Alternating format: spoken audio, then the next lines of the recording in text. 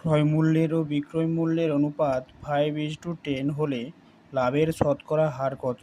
না এখানে ক্রয় মূল্য আর বিক্রয় মূল্যের অনুপাত দেওয়া আছে, লাভের হারটা আমার বের করতে চাইছে। তাহলে আমি এখানে অঙ্কগুলো করার জন্য ক্রয় মূল্য অনুপাতের দেওয়া আছে, তো আমি জাস্ট ধরবো ক্রয় মূল্য সমান 5x, বিক্রয়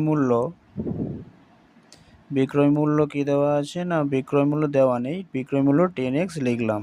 এই 5xটাকে 5:10xকে 5x আর 10x লিখলাম।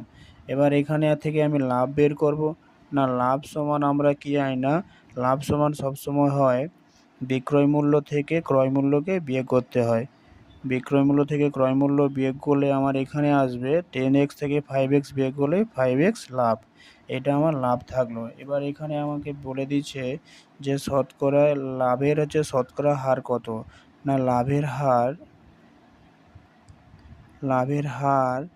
লাভের হারের একটা সূত্র থাকে, না সে সূত্রটা কি?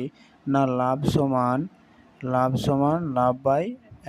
লাভের হার সমান লাভ বাই ক্রয় মূল্য ইন্টু 100।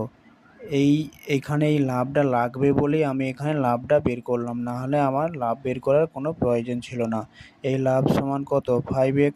এই লাভ সমান 5x আর এইখানে ক্রয় মূল্য সমান